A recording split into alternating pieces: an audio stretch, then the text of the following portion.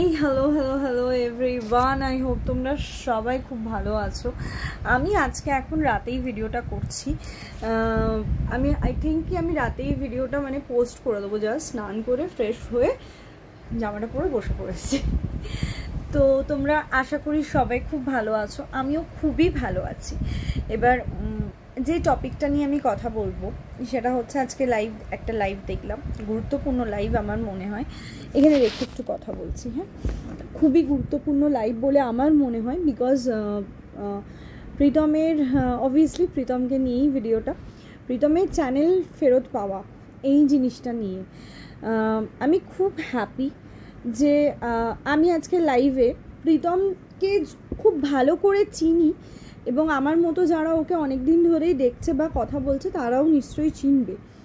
এতকাল প্রীতম যতগুলো এরকম লাইভ হয়েছে, প্রতিটা লাইভে আজকে আমি প্রীতমের যে চেঞ্জটা দেখতে পেয়েছি আমি সেটা নিয়ে কথা বলবো। সেটা হচ্ছে কন্টিনিউ প্রীতম যে কোনো সময় যখন যার সাথেই লাইভে উঠেছে না কেন, সবসময় দেখেছি প্রীতম একটা তর্ক বিতর্কে সবসময় জড়িয়ে যায়। পেশেন্সলি বসে কারোর কথা শোনা বা তার কথা শুনবে বা পুরোটা দেখবে, এরকম ওকে খুব কম সময় আমি দেখেছি। সবসময় দেখেছি ও হাইপার হয়ে যায়, ও কিছু বলে, কিছু জিনিস নিয়ে ও হাইপার হয়ে গিয়ে চিৎকার চেঁচামেচি বা ওর পয়েন্টটা রাখার জন্য খুব উত্তেজিত হয়ে থাকে। আজকে ওকে ভীষণ কাম অ্যান্ড কুল লেগেছে, খুব ঠান্ডা মাথায় প্রত্যেকটা মানুষের, সেটা যে কেউ হোক, সকলের কথাও শুনেছে। যখন মনে হয়েছে যে নিজের পয়েন্ট অফ ভিউটা রাখা দরকার, খুব শান্তভাবে নিচু গলায় আস্তে করে ভদ্রভাবে উত্তর দেওয়ার চেষ্টা করেছে। আর একটা জিনিস যে এই সব থেকে বড় বিষয় হলো ক্ষমা চেয়েছে। সেটা প্রতিটা দর্শক যাদের কেউ হার্ট করেছে তাদেরকেও যেমন, আর যারা হয়তো প্রীতমকে খুব ভালোবাসে তারা এটা দেখে খুশিই হবে। বিকজ প্রীতম অ্যাটলিস্ট ক্ষমা চাওয়াটা কোনো দিন আমার মনে হয় না কারোর কাছে কেউ ক্ষমা চাইলে সে ছোট হয়ে যায়। উল্টে ক্ষমা করে দেওয়াটাও যেমন বড় একটা মনের পরিচয়, তার সাথে সেমভাবে আমার কাছে মনে হয় ক্ষমা চাইলে আমি ছোট হয়ে যাচ্ছি না। ইগো কমালে ক্ষতি নেই। অনেক সময় অনেক বড় বড় যুদ্ধ বলো, বড় বড় ঝামেলা বলো, বড় বড় অশান্তি বলো, ক্ষমা চেয়ে নিলে ইগোটা কমিয়ে নিজেকে করলে সেই সমস্যাটাও না শান্ত হয়ে যায়। আমার মনে হয় খুব বুদ্ধিমানের পরিচয় দেওয়া হয়। আর প্রীতম, সত্যি বলতে তুই ছোটোখাটো বড় সড়ো যেটাই হোক না কেন তোর ভুল আছে, এটা তুইও জানিস। তোকে আমরা যারা খুব ভালোবাসি, যারা হয়তো তোর সঙ্গে অনেক কথা বলি, বা আমি ছাড়া অনেক তোর দর্শকের কথাও বলছি, তোর ফ্যানদের কথাও বলছি, তারাও হয়তো অনেক সময় ভাবে যে এই লাইফটা না করলেই পারতো। তোকে যারা পজিটিভ ওয়েতে দেখতে চায় তারা কিন্তু তোর অনেক কিছু লাইফ তারা চাইতো না, হয়তো যে না করলেও হতো। কিছু দর্শক আছে, অবভিয়াসলি বলবো আমি, কিছু দর্শক আছে অশান্তি চাই, ঝামেলা চাই, এক্ষুনি ফোন করো, এক্ষুনি একে লাইভে তোলো, এক্ষুনি এটা করো। এই ক্যাটাগরির কিছু পাবলিক আছে। কিছু দর্শকদের আমি কাউকে ছোট করছি না, কিন্তু ফ্যাক্ট এটা, কিছু দর্শক আছে যারা শুধু অশান্তি, ঝগড়া, বাজে জিনিস দেখতে চায়। কিছু দর্শক আছে যারা সুন্দর ব্লগ দেখতে চায়। কিছু দর্শক আছে যারা হয়তো আমি যেমন দিই আমার বাচ্চাদের নিয়ে ভিডিও, সেগুলো দেখতে চায়। দর্শকদের মধ্যেও কিন্তু ক্যাটাগরি আছে, এটা মানতে হবে। তোর কাছেও তোর ওই 3 লাখ যে সাবস্ক্রাইবার আছে তাদের মধ্যেও বেশ কিছু ক্যাটাগরি আছে যারা চায় যে তুই অন লাইভে অশান্তি করিস, কিন্তু ম্যাক্সিমাম মানুষ চায় না যে তুই অন লাইভে এসে কিছু প্রুফ দিস, কিছু করিস। আজকের এই ভিডিওটা করার পেছনে আমার একটাই মাত্র বক্তব্য, ভাই তুই যেদিনকে ভিডিওতে আসবি তুই শিওর থাক তোকে পোক করার জন্য কিছু ব্যক্তি আছে যাদের চ্যানেল এখনও কেন চলছে আমি জানি না, কবে তাদের চ্যানেল বন্ধ হবে এটা আমি নিজে ভাবি। কন্টিনিউ একটার পর একটা জিনিস চ্যানেল থেকে দেখিয়ে যাওয়া হচ্ছে, কি করে নিজের ক্ষতি করা হয়, কি করে নিজের জীবন নিয়ে নেওয়ার চেষ্টা করা, প্রত্যেকটা জিনিস প্রমোট করা হচ্ছে তাদের চ্যানেল থেকে। তবুও তাদের চ্যানেল এখনও রয়েছে, তবুও বৃহস্পতিবার বলে লক্ষ্মীবার, মানে মানে এমন এমন হাজব্যান্ড ওয়াইফকে দেখেছি যাদের ডিভোর্সের পরেও তারা এখনও একটা সিঁদুর পরে থাকে, যে ডিভোর্স হয়েছে তো হয়েছে, ও অন্য কারোর সাথে আছে তো আছে, আমি আমার মতন আমি সিঁদুরটা পরব। এরকম অনেকজনকে দেখেছি, অনেক সংসারে দেখেছি হাজব্যান্ড ওয়াইফের মধ্যে তুমুল ঝগড়া, হাজব্যান্ড ওয়াইফকে মারে, কিন্তু তাদেরকে কোনোদিন, আর যাই হোক, বৃহস্পতিবারে এইভাবে শীতের সিঁদুর তুলে দেওয়া বা হাতের এগুলো তুলে দেওয়ার কোনো মানে হয় না। শীতের সিঁদুর তুলে দিলে কি প্রুভ হবে?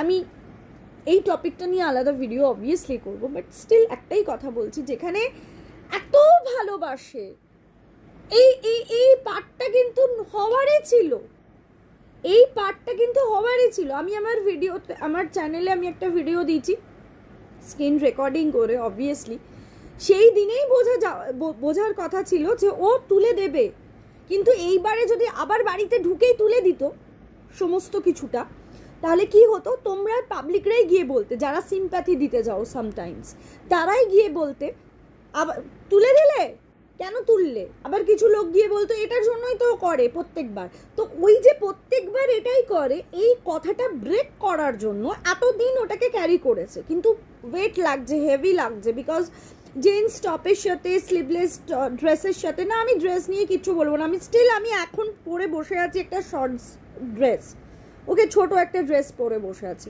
হাফ প্যান্ট আমি পরি, আমি সমস্ত জামা কাপড় পরি, আমি কখনো বলবো না, কিন্তু ওর কাছে ওটা তো ফ্যাশনেবল লাগছে না, না যে ওরকম ড্রেসের সাথে হাতে শাঁখা পলা নোয়া, মাথা ভর্তি সিঁদুর, গলাতেও সিঁদুর, তাহলে এবার দুম করে এতদিন শ্বশুরবাড়িতে ছিল, সিঁদুর পরেছিল, শ্বশুরবাড়ি থেকে বেরোনোর পর সব সিঁদুর তুলে দিল, মানে লোক মাথায় পরে গলাতেও যে পড়তো সেটাও তুলে দিচ্ছে। অবভিয়াসলি ভাই আমার আবার ভয় লাগছে, আমি তো আবার কথা বলতেও ভয় পাচ্ছি, কারণ দুমদাম তো সেখান থেকে কেস দিয়ে দেয়, আমাকে যদি এখন কেস দিয়ে দেয় কি করব বলো তো?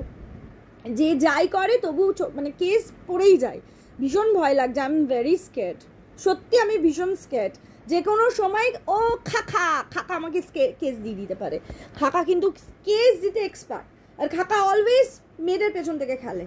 ও আমার বেস্ট টপিক কাকা, আমি সবসময় ভাবি কাকাকে নিয়ে ভিডিও করব, কিন্তু আমার অ্যাকচুয়ালি ভিডিও করার টাইম বা আমি ফ্রি থাকি এই সময়, বিকজ আমার ছেলে ঘুমাচ্ছে, এই কারণে। ছেলে জেগে থাকলে আমি পারি না, ছেলে এক্ষুনি এসে অ্যাটাক করবে এখানে, ছেলে একদম শেয়ার করতে পছন্দ করে না আমার, মানে তার মাকে। তো যাই হোক, আবার আমি ওদের টপিকে ঘুরে গেলে আমি বকতেই থাকবো।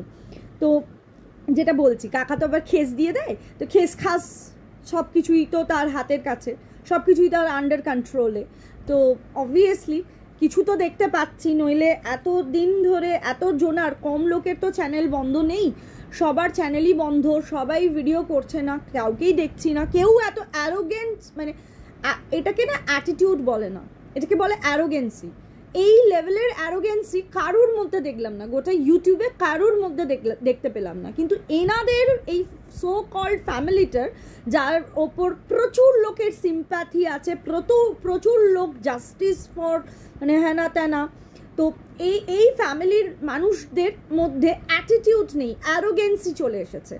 আমরা তো করবই, কে বাধা দেবে দিক, কার কত বড় ক্ষমতা দেখে নেব, আমি সিঁদুর তুলে নেব, সিঁদুরটা মানে সিঁদুর পরে ঘুরছে বলে দ্যাটস ওয়াই নাকি লোকে বলছে যে কি হচ্ছে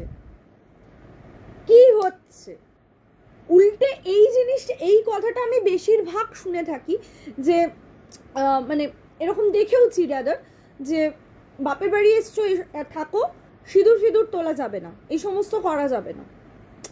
নর্মালি পাড়ার লোক তাহলে কি জানবে, ওর সাথে ওর একটা সম্পর্ক আছে, ঝগড়া হয়েছে, এসছে বা বেশ কিছুদিনের জন্য এসেছে, বাপের বাড়ির সব মেয়েরাই ঘুরতে আসতে পারে, তাই বলে শাঁখা সিঁদুর তুলে দেবে? ঝগড়া করেও বাপের বাড়ি যায় রে ভাই, আমি তো বলছি ঝগড়া করেও বাপের বাড়ি যায়, চল জামা কাপড় গুটিয়ে তুই চলে এসছিস, ভালো করেছিস, তুই ঝগড়া করে গেছিস, সিঁদুর তোলার কি রিজন? না লোককে কৈফিয়ত দিতে হচ্ছে, মা রিজন দিচ্ছে, জাস্ট ওয়াও, মা এই রকম লেভেলে গিয়ে রিজন দিচ্ছে যে লোককে আমাকে উত্তর দিতে হচ্ছে, লোক আমাকে জিজ্ঞেস করছে, যেই সম্পর্ক থাকাই নয় ভাই, তোমাদের প্রত্যেক মানে এক সপ্তাহ অন্তর, এক সপ্তাহ বললেও বেশি ভুল, মানে ভুল বলা হবে, রাদার রাত কাটতে না কাটতেই দিন, সারাদিন দরকার পড়ে না প্রীতমকে, রাত হলেই প্রীতমকে দরকার পড়ে। আবার কথা বললেই মানে মুখ খুসখুস করবে আমার বাজে কথা বলতে, বুঝে নাও তোমরা বাজে কথা কি বলতে চাইছি। যখনই দরকার পড়বে তখনই মানে তখন প্রীতমকেই দরকার। এদিকে এমন একটা চ্যানেল, যেই চ্যানেল থেকে বসে মানে সুসাইডকে প্রমোট করা হয়েছে, যেই চ্যানেলে বসে বরের মানে গোপনাঙ্গ নিয়ে কথা বলা হয়েছে ওপেন লাইভে, সবাই মিলে ফ্যামিলির সবাই মিলে বলেছে এইটা নাকি সো কল্ড মানে ভীষণ ভালো ভদ্র ফ্যামিলি, যেই চ্যানেলগুলো থেকে বসে বসে ভ্রূণ হত্যা মতো একটা মানে খুবই জঘন্যতম নিন্দনীয় আইনত অপরাধজনিত একটা কাজকে প্রমোট করা হয়েছে। এবং যখন পারে এই সো কল্ড ইনোসেন্টনেস, অতীব ভদ্র, প্রত্যেকটা নেগেটিভভাবে তোমরা নেবে, আমি ভদ্র ভাষায় বলছি, যতটা নেগেটিভ মানে এটার মানে কি বলবো মানে অপোজিট ওয়ার্ড যত তোমরা ইউজ করতে পারো করে নিও, আমি পজিটিভ ওয়েতে বলে নিচ্ছি। সেটা হচ্ছে অতীব ভদ্র, অতীব ভালো, অতীব উচ্চশিক্ষিত যে ফ্যামিলিটা আছে, একটা লেভেল হাই ক্লাস মেন্টালিটির একটা যে লেভেল আছে, সেই চ্যানেলগুলো থেকে এই সমস্ত প্রমোট, এছাড়াও নেশাকে প্রমোট করছে। সো কল্ড মেয়ে তো শুধু একা নয়, মানে ফুল ফ্যামিলিতে মাটা সবাই মিলে বসে হ্যাঁ খায়, টেনশন হয়, আমি তো দেখে অবাক গুরু। মানে যাই হোক না, আমি কাউকে কিছু বলতে চাই না, বাট হ্যাঁ আমি সেটাও দেখে অবাক হয়ে গেলাম কি টেনশন হলে নাকি খেতে হয়, খেলে নাকি কমে যায় টেনশন। ওয়াও, আমাদের লাইফে টেনশন নেই না। এখন রাত্রিবেলায় কটা বাজছে? রাত্রি বোধহয় 1:15-20 বাজছে। দাঁড়াও দেখাচ্ছি, দাঁড়াও, এটা পূজার ফোন দেখা যাচ্ছে, দেখাতে পাচ্ছি কি 1:13 বাজছে। যাই হোক উল্টোভাবে আসছে আর আমি পারলাম না দেখাতে। তো 1:13 বাজছে, এখনও সুস্থভাবে বসে আছি। টেনশন লাইফে কিন্তু কম নেই কিছু, অনেক টেনশন নিয়েই লাইফ। টেনশনটাকে ফার্স্ট প্রায়োরিটি দিই না। আমার মতো ননসেন্স আর স্টুপিড কতটা আমি নিজেকে বলছি, আমি এতটা ননসেন্স আর ইডিয়েট অ্যান্ড স্টুপিড। আমি এই সো কল তোমাদের ইনোসেন্ট দিদি, রূপসী দিদি, ভীষণ মিষ্টি দেখতে, আদো আদো কথা বলে, কথা বেরোয় না, তাকে আমি বিকে মানে ব্রহ্মাকুমারীতে সিস্টার শিবানীর আমি স্পিচ শুনতে বলেছিলাম। কত বড় লাইফের আমি ভুল মানে একটা নিয়েছিলাম, বিকজ তখন আমিও অনেকের মতো তখন আমি চিনতাম না, ফার্স্ট টাইম কথা বলেছিলাম কি না, সেই জন্য মেডিটেশন করতে বলেছিলাম।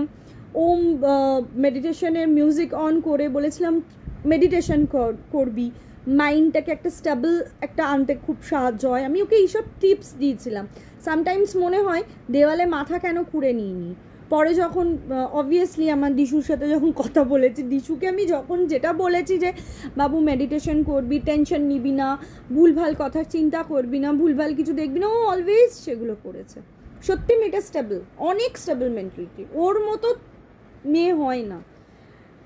বেশ কিছু লাইভ আমি দেখেছি, পায়ের জুতো বলা হয়েছে মানুষদের, নিজেদেরকে তো অনেক বড়, অনেক ক্লাসি মানুষ মনে করে অ্যাকচুয়ালি এরা। আমি বলছি ও হ্যাঁ হ্যাঁ একদম, আপনারা ভীষণ ক্লাসি, আপনাদের মতো ক্লাসি ম্যাটার মানে কারুর হতে পারে না, এত ক্লাসি এত ক্লাসি। অ্যাকচুয়ালি আমি চুলটা কেন এত নাড়াচ্ছি জানো তো? আমি জানি অনেকের হয়তো ইরিটেশন হবে, যারা আমাকে স্ট্যান্ড করতে পারে না তাদের তো হবেই, যে চুলে হাত দিয়ে দিয়ে চুল দেখা যায় না। আমার চুলটা না শোকাচ্ছি, ফ্যানটা চালিয়ে রেখেছি, এসি ফ্যান দুটো চালিয়ে রেখেছি, যাতে চুলটা তাড়াতাড়ি শুকিয়ে যায়। রাতে চুল ভিজিয়ে আমি ঘুমাতে পারবো না, মানে চুলটা বিনুনি না করে আমি শুতে পারবো না, চুলটা ভিজিয়েছিলাম তো ওই জন্য বারবার নাড়ছি যাতে চুলটা শুকিয়ে যায়, আর শুকিয়ে গেছেও অনেকটা। সরি, আমি অন্য টপিকে বললাম। তো না, আমি সেই এদেরকে নিয়ে বলবো না বলেও আমি এতগুলো কথা বলে ফেললাম, অনেকটা বড় হয়ে গেল ভিডিওটা।